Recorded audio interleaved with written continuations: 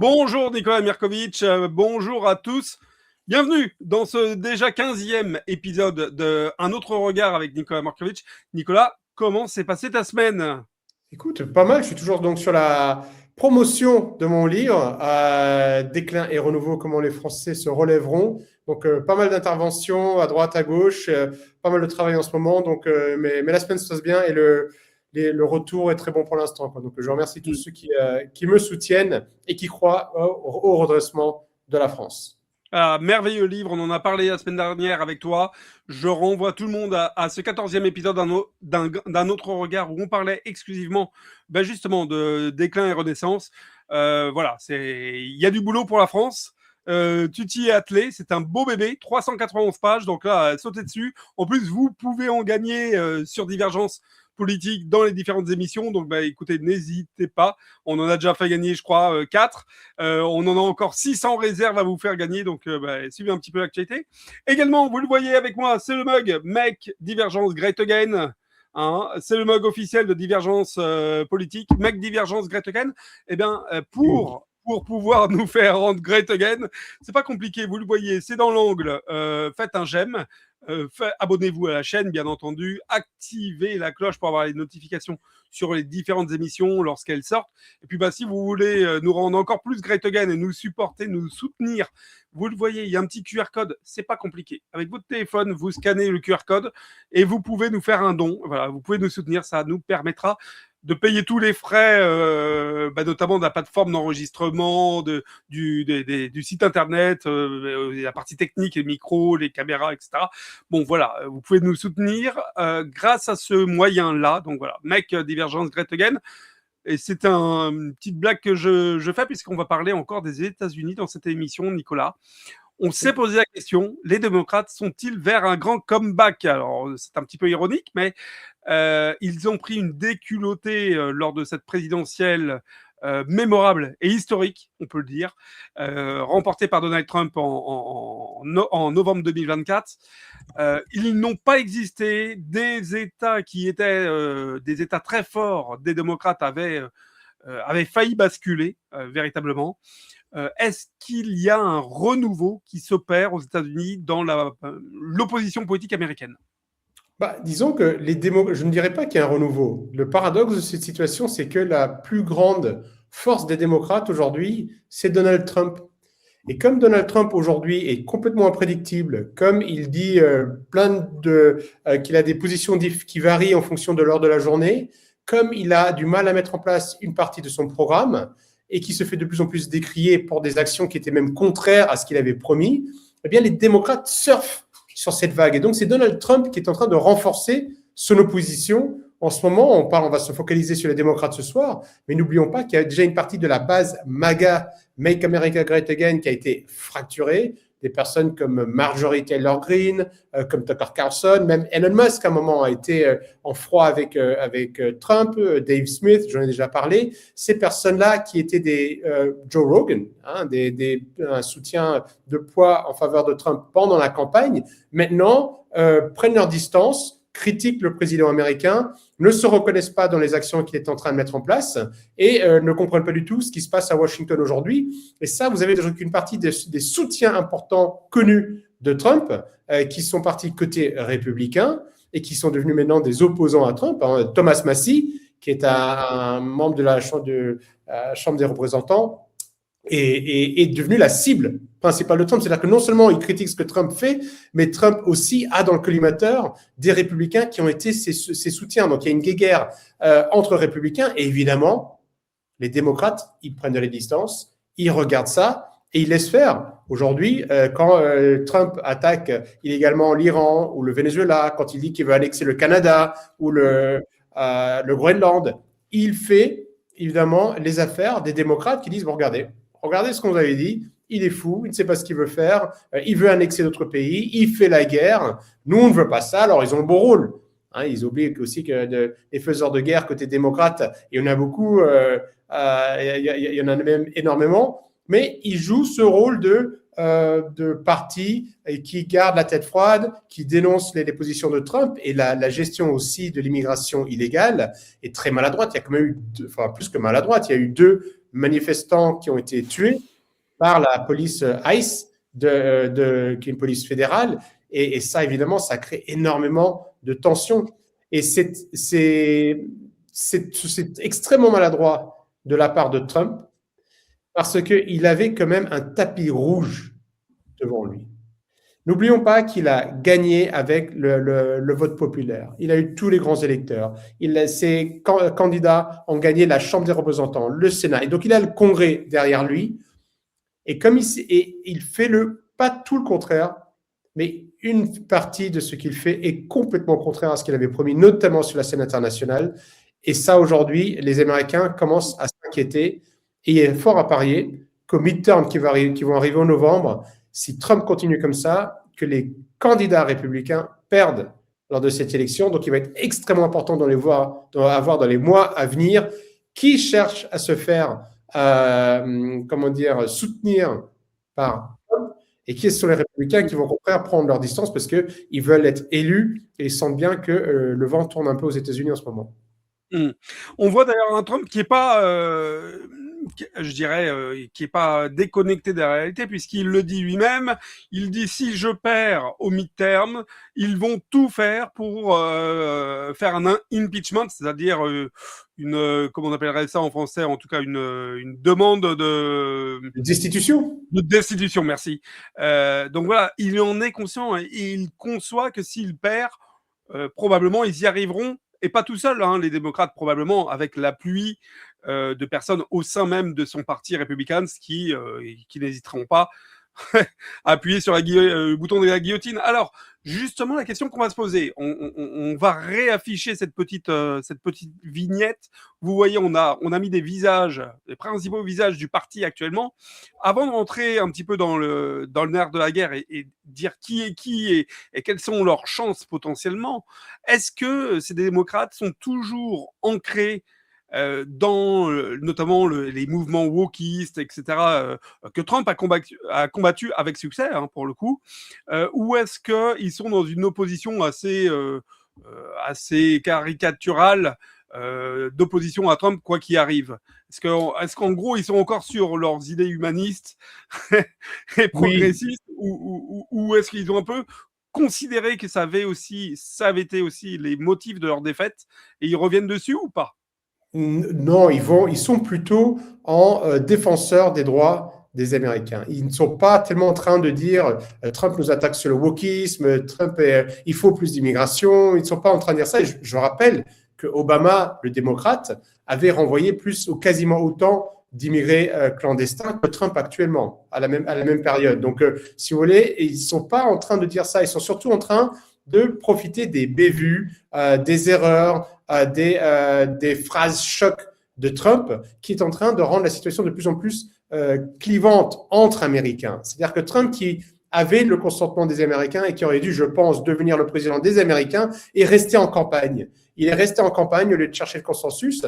Et donc, chaque fois qu'il va avoir un mot de travers, chaque fois qu'il va provoquer la presse, chaque fois qu'il va attaquer gratuitement un opposant, voire même quelqu'un de son propre camp, les démocrates vont se servir de ça parce qu'ils n'ont pas besoin en ce moment de dérouler une campagne, un programme politique. Il suffit de dire, regardez qui vous avez élu, regardez ce qu'on vous avait dit, regardez ce qu'il est en train de faire. C'est le beau rôle pour eux, évidemment, parce que si les Américains ont élu Trump, c'est qu'évidemment, ils étaient très insatisfaits de Biden. Il faut arriver à un certain niveau quand même pour vouloir élire Donald Trump, qui a un personnage quand même un peu particulier. Donc, les démocrates ne vont pas du tout parler de l'héritage de Biden. Ils vont surtout s'attaquer à ce que dit Trump. Donc, leur meilleure publicité aujourd'hui, c'est de sortir des extraits des discours de Trump et de montrer ce qu'il a fait. Notamment, il y a un point qui est important, il y en a plusieurs, mais un point qui est important, c'est que Trump a augmenté, enfin, sous Trump, le PIB américain augmente, ça c'est clair, mais pas le taux de la création d'emplois, ni le pouvoir d'achat. C'est-à-dire qu'il y a encore des besoins de première nécessité, dans l'alimentaire, par exemple, ou l'énergie, où le pouvoir d'achat n'a pas diminué pour les Américains. Alors, à la décharge de Trump, il a pris le pouvoir en janvier, il ne peut pas appuyer sur un bouton et miraculeusement arranger 4 ans de Biden au pouvoir. Et la situation économique est quand même compliquée au niveau mondial. Il y a eu le Covid, il y a eu les guerres, il y a eu différents éléments. Donc, mais les démocrates le rappellent, ça dit où est le pouvoir d'achat? Où sont toutes ces mesures fantastiques qui étaient censées créer des emplois aux États-Unis, hein? C'était la priorité de Donald Trump. Donc, ils prennent Donald Trump au pied de la lettre et ils disent on attend des résultats. Et on arrive même dans une situation paradoxale où, typiquement, sur des sujets comme la liberté d'expression ou même le port d'armes, qui sont plutôt des prérogatives, en tout cas des chasses gardées des républicains, eh bien, Trump se fait bousculer. Il avait dit, en l'occurrence, l'autre jour, il y a eu un militant qui est arrivé, un militant anti-expulsion des immigrés clandestins qui est arrivé avec une arme, et Trump a dit lors d'une conférence, d'une interview avec un journaliste, qu'il n'avait pas le droit de porter des armes. Or, le deuxième amendement à la Constitution américaine autorise les Américains à porter des armes. Donc, il avait ce droit. Est-ce que c'était malin de le faire? Mais il avait ce droit. Et donc, on a le gouverneur de la Californie, Gavin Newsom, qui, je pense, a un profil intéressant pour défendre les couleurs des démocrates lors des prochaines élections présidentielles, qui dit, mais regardez, qu'est-ce que c'est que ce président qui ne défend pas le deuxième amendement, qui ne défend pas notre droit de porter des armes? Donc, si vous voulez, on arrive dans une situation qui est paradoxale, parce qu'ils vont surfer sur des éléments qui ont fait la force de Trump pour les retourner contre lui. Et Trump, évidemment, quand il dit qu'un manifestant n'a pas le droit de porter une arme alors qu'il a le droit, évidemment, il brouille les pistes et on a du mal à comprendre. Et les démocrates vont en profiter. Alors, on a vu là ces derniers jours, et notamment avec la question des ICE à Minneapolis, et toutes les réactions qu'il y a eu suite au deuxième décès. Je rappelle que le premier décès, c'était le décès d'une jeune femme. Mère de famille. Oui, j'ai oublié son nom, qui a été abattue, alors qu'elle tentait, effectivement, de fuir en fait le contrôle qui était imposé par les agents des ICE. Enfin, elle a été abattue quand même de tirs latéraux. Hein, donc elle ne fonçait pas non plus, comme on a voulu le prétendre, sur les agents directement. Elle essayait effectivement de fuir. Et puis on a eu donc le week-end dernier le décès de Perry, alors je ne sais plus son prénom, qui était un militant, hein, très clairement, il n'y a pas de question là-dessus, mais qui était quand même maîtrisé au sol d'eau avec 4 agents d'eau ou 4 agents qui étaient au-dessus de lui et qui le maîtrisaient complètement. Et puis, effectivement, le dérapage, 10 tirs dans le dos, le décès qui a secoué l'Amérique, même jusque dans le camp des Républicains. Et là, qui on a vu? On n'a pas vu ces jeunes ou ces nouveaux visages émerger des démocrates. On a vu qui? On a vu Obama et l'autre président, Clinton, venir faire, je dirais, l'opposition. Alors, ce parti des démocrates, est-ce que c'est un parti qui se recentre autour de ces grandes figures historiques, ou est-ce que c'est au contraire un parti, comme on l'avait vu lors des manifestations en Californie avec le gouverneur Newsom, ou maintenant avec le nouveau maire de Moscou, de New York, pardon. Voilà. Son prénom, alors, je voudrais reprendre son prénom, Zoran Mamdani. Est-ce que ce sont ces personnalités-là qui arrivent au pouvoir aux démocrates, ou est-ce que c'est vraiment encore la mainmise, comme on l'a vu ce week-end, d'Obama, de Clinton et tous ces anciens? Non, on voit au contraire, je pense qu'il y a Obama et Clinton qui ont encore ces images, notamment Obama, du président populaire auprès de beaucoup d'Américains, qui arrive et qui essaie d'endosser ce rôle de vieux sage, qui dit mais où est-ce qu'on va, qu'est-ce qui se passe, hein? On ne peut pas continuer cette situation s'envenimer. Mais derrière, on voit en effet les nouveaux, les Mamdani, les Newsom, les différentes personnalités du camp démocrate, Schumer, qui sont en train de profiter de cette situation et qui se positionnent, parce que eux, il va y avoir les midterms au mois de novembre, mais tout de suite après, on va assez rapidement rentrer dans la campagne présidentielle avec les choix des primaires et différentes personnalités qui se disent qu'elles ont une opportunité là de se faire connaître. Et donc, du coup, on les voit sortir.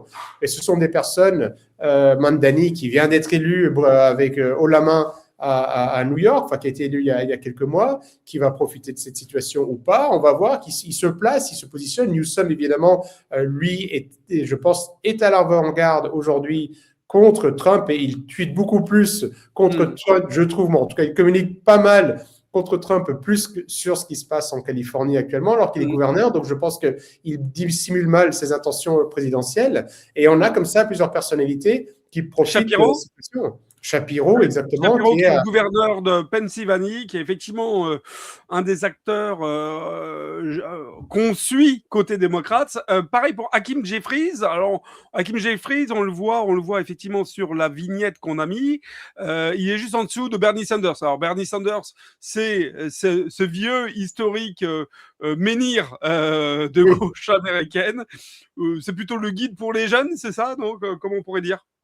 Oui, il a une aura au sein du Parti démocrate. Il représente la gauche plutôt, on va pas dire radicale, parce qu'on est aux États-Unis. Il y a des partis véritablement communistes aux États-Unis ou plus à gauche qui n'ont rien à voir avec le Parti démocrate. Mais il a cette idée du politicien qui va dompter la haute finance américaine, le complexe militaro-industriel, même si je pense qu'il ne serait jamais à cette position-là s'il le faisait réellement. Mais il a cette image, il est contre la guerre. Et il est assez populaire, il est encore populaire aujourd'hui. Et lui peut se permettre également de parler en vieux sage parce qu'il est toujours là après tant d'années. En effet, le comparer à un menhir de gauche, ce ne serait peut-être pas une mauvaise allusion. Et quand il descend dans l'arène, évidemment, il est dans cette position de vieux sage qui explique, voilà, regardez ce qui se passe depuis que Trump est élu, ça fait même pas un an qu'il est au pouvoir, et il y a déjà des assassinats, le pays est divisé, il y a eu des manifestations monstres il y a quelques mois, qu'ils appelaient le mouvement No Kings, pas de roi, ces manifestations qui ont été organisées à travers tous les États-Unis ont été très populaires. Il y a eu des centaines de milliers, on parle de millions de personnes qui ont été dans la rue. Il y a une nouvelle manifestation, une nouvelle journée d'action qui est annoncée au mois d'octobre prochain, où on voit en effet que l'opposition est en train de s'organiser. Et comme en parallèle, Trump a brouillé les pistes avec sa base, l'opposition à ces démocrates va être compliquée pour Trump s'il n'a pas des succès sur le territoire américain rapidement. Il va y avoir du mal parce que très franchement, je peux vous dire que beaucoup d'Américains aujourd'hui, d'États-Uniens, devrais-je dire, se fichent pas mal de ce qui se passe au Venezuela, au Groenland ou en Iran. Alors que l'entourage de Trump ou que le complexe militaire industriel soit très intéressé par ça, l'Américain a voté pour Trump majoritairement parce qu'il voulait du pouvoir d'achat, parce qu'il voulait de la sécurité, parce qu'il voulait fermer les frontières et renvoyer les immigrés clandestins. Il y en a 12 millions officiellement. C'est pas facile à compter aux États-Unis, mais il voulait pas des cow-boys qui arrivaient et qui tuent des mères de famille ou des manifestants qui visiblement n'avaient aucune intention de tuer qui que ce soit. Et ça, c'est en train de se retourner contre Trump. Et donc, du coup, c'est un tapis rouge qui est en train de dérouler en ce moment même pour les démocrates. Il faut que le camp républicain réagisse très rapidement et montre à la base qui a voté, pas seulement à la base, mais à l'ensemble des Américains qui doutent en ce moment de Donald Trump, que Donald Trump est là pour servir les intérêts des Américains. Et le fait que Trump parle beaucoup d'international et moins de national, je pense aussi que cela le dessert. Je trouve qu'il ne met pas en avant ce qu'il a fait. Alors, c'est sûr qu'il y a eu des réductions d'impôts, il n'y a pas eu des impôts sur les pourboires, il y a eu des réductions d'impôts, il y a eu aussi beaucoup d'endettement. Mais le changement radical qu'attend l'électeur de Trump n'est pas encore arrivé. Il ne peut pas arriver en un an. Mais si Trump ne fait pas attention avant les midterms, à ce rythme-là, il va se faire sanctionner et ces candidats vont se faire sanctionner. Alors, tu parlais effectivement de tous ces jeunes visages. Tu as cité également Chuck Schumer, qui est le sénateur de l'État de New York, à ne pas confondre avec le maire de New York, le nouveau maire de New York, Zoran Mamdani. Tous ces nouveaux visages, finalement, ils sont aussi soutenus par un mouvement un mouvement militant extrêmement dur. On le voit là, notamment avec les questions du ICE. On l'a vu en Californie. On a l'impression qu'il y a une base militante armée, un petit peu comme nous, on a pu comparer en France lors de manifestations où on avait ce qu'on appelait les antifas, etc., qui venaient mettre le bazar dans les manifestations. Là, c'est pareil. On voit des gens qui viennent dans les manifestations aux États-Unis pour en découdre. Il y a quand même cette tentative de déstabilisation de l'État. Je ne dirais pas. Qu'il y ait des groupes armés extrêmes de gauche comme de droite aux États-Unis, c'est un secret pour personne.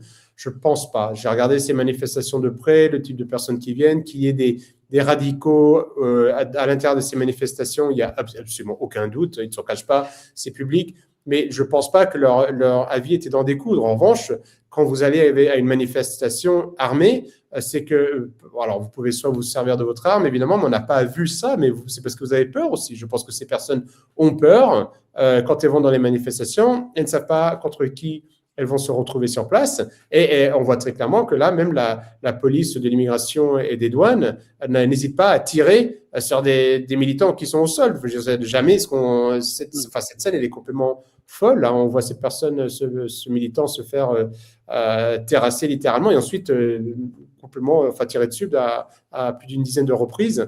C'est inquiet. Et donc ça, évidemment, ça crispe la situation. Il y a eu beaucoup d'envois de gaz lacrymogène. C'est assez violent. Et ces images sont néfastes pour Trump. Et évidemment, les démocrates, ils en profitent. Mais regardez, quand vous avez un Trump qui dit c'est pas mal d'avoir un dictateur de temps en temps ou qui joue avec ce genre de mots, ce qui encore doit peser dans la bouche de Trump. Mais quand vous en faites un extrait et que vous le passez en boucle sur les réseaux, et quand vous voyez une police qui agit comme ça, et quand vous voyez ce que Trump a fait en Iran, ce qu'il a fait au Venezuela, en séquestrant littéralement le président d'un pays souverain, vous mettez cette police qui tue des militants en même temps, vous mettez tout cela ensemble, même l'Américain qui a voté pour Trump est en droit de s'inquiéter. Il se dit, je n'ai pas voté pour ça.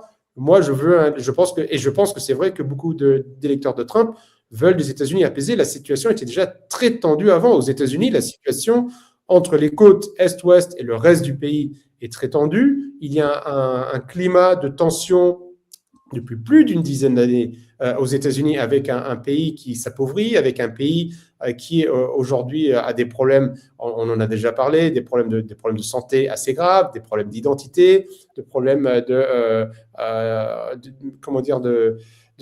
qui rencontrent des problèmes de stabilité de la société et qui veulent cette paix. Je pense que beaucoup de personnes ont cru Trump, qui s'est quand même présenté comme le candidat de la paix, de l'apaisement, sont inquiets, est-ce qu'ils ne veulent pas rentrer dans la guerre civile. Et peut-être que Donald Trump va se révéler être le président de la guerre civile, si ça continue comme ça. Parce qu'il y a en effet des personnes armées, ne sont pas toutes à droite, et il y en a qui sont à gauche, et au bout d'un moment, des personnes vont peut-être en avoir ras-le-bol de se faire tirer dessus quand elles vont aux manifestations, et on ne sait pas ce que cela peut donner après.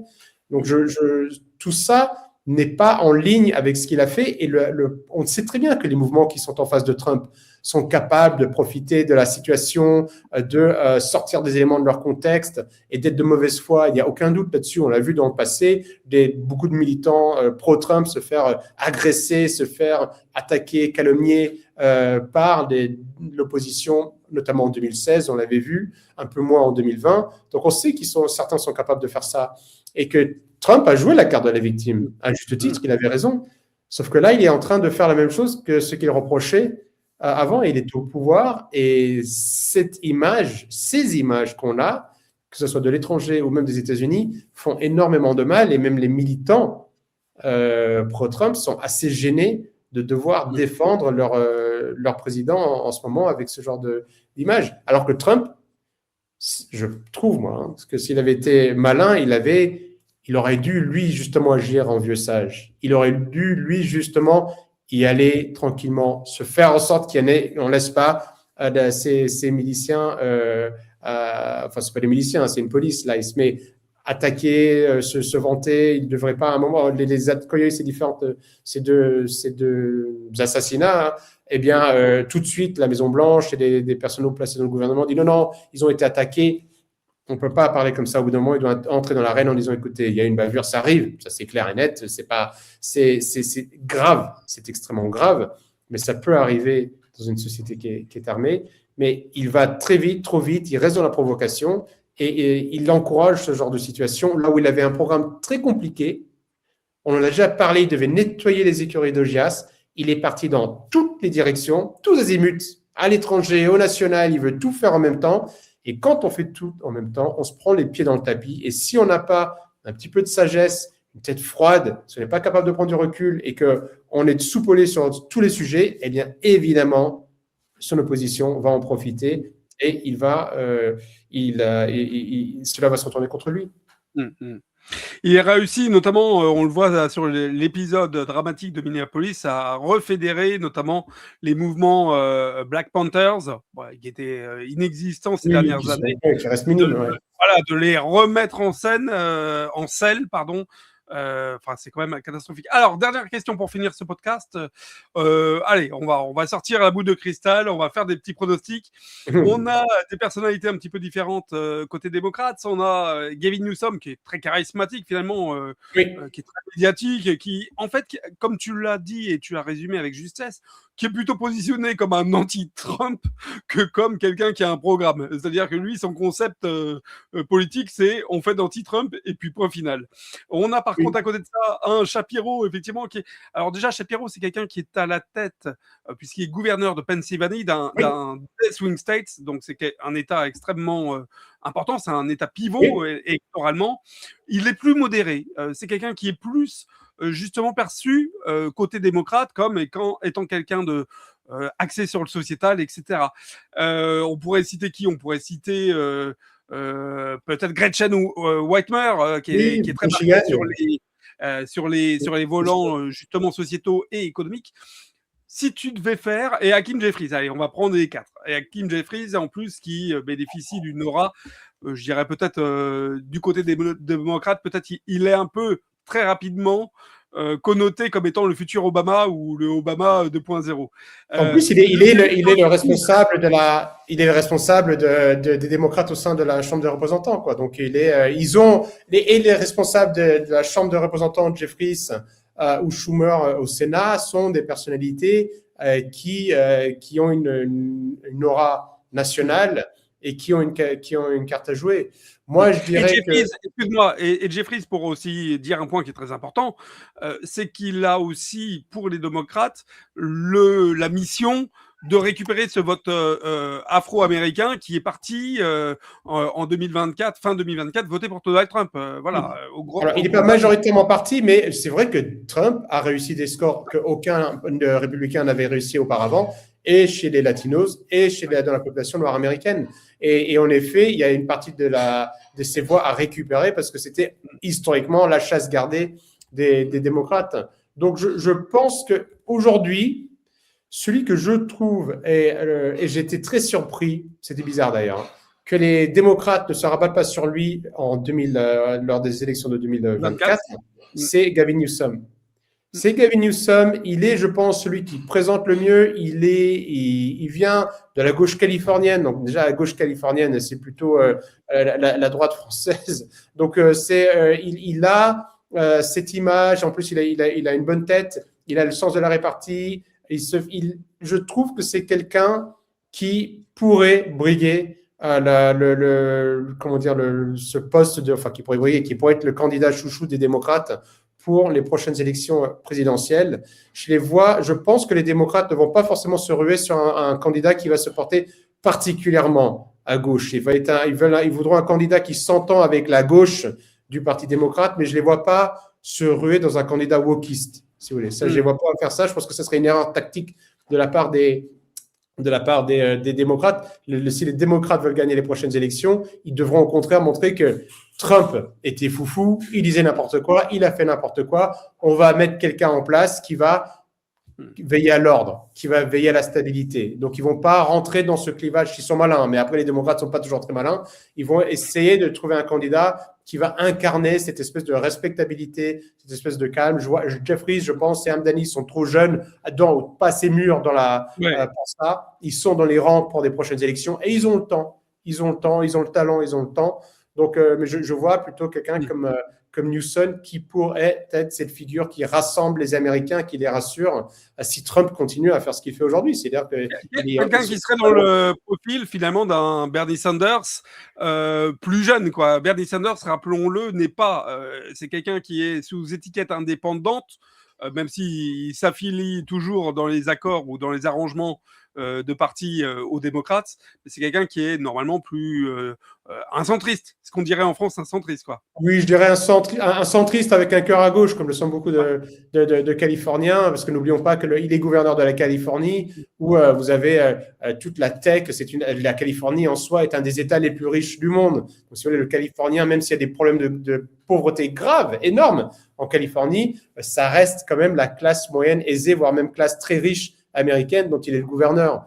Donc, je pense que ces contacts qu'il a avec les milieux d'argent, cette prestance qu'il a et le fait qu'il soit gouverneur de la Californie lui donne quand même il est un peu primaire inter pares parmi les gouverneurs américains ou parmi d'autres candidats parce qu'il a ce rôle. Donc, lui, il a très clairement une carte à jouer. Et je pense d'ailleurs que c'est pour ça qu'il n'avance pas encore trop sur sa campagne, mais qu'il se contente de ramasser les pièces que fait tomber Donald Trump et de les montrer au public en disant regardez ça, regardez ça. C'est très facile en ce moment et il aurait tort de ne pas en profiter.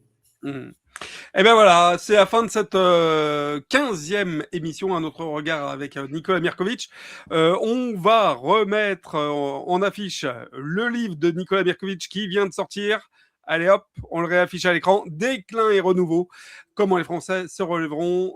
Ça vient tout juste de sortir il y a moins d'une semaine, ce livre. Donc, vous pouvez l'acheter. Nicolas fait la promotion. Où est-ce qu'on peut le trouver un peu, ton livre? Alors, d'abord, première chose, si vous le voulez, commandez-le idéalement à votre libraire de quartier si vous en avez un, parce qu'il faut faire je recommande vivement les circuits courts donc, et aider nos commerçants et notamment les libraires. Et si vous ne pouvez pas ou si c'est vraiment compliqué pour vous, n'hésitez pas évidemment à l'acheter en ligne et vous pouvez le trouver soit sur des bonnes librairies en ligne ou alors sur toutes les grandes librairies, tous les grands distributeurs de livres en ligne ont le livre et vous pouvez le commander et le recevoir chez vous sous 24 heures. Ben voilà. Et on va vous faire gagner un dernier livre pour cette semaine, Déclin et renouveau, dédicacé par Nicolas Mirkovic. Vous voyez cette émission, vous regardez cette émission, vous nous envoyez un email, vous retrouvez sur notre site divergencepolitique.fr l'adresse email et vous nous envoyez tout simplement le premier email que l'on recevra timé, donc avec l'indication de l'heure du jour et de l'heure de voilà, horodaté, merci. La première personne qui nous dit quel est le nom du gouverneur de l'État de New York, eh bien, gagne un livre, Déclin et renouveau, dédicacé par Nicolas Mirkovic. Donc voilà, si vous regardez cette émission, envoyez-nous un email. On va voir si vous avez bien suivi un petit peu tout ce que l'on vous a expliqué. Le nom du gouverneur de l'État de New York. À toutes et à tous, bonne semaine. On se retrouve dimanche avec Xavier Moreau, avec Fabrice Orlin. Et on se retrouve semaine prochaine avec Nicolas Mirkovic. À bientôt, Nicolas. À très bientôt, Alexis.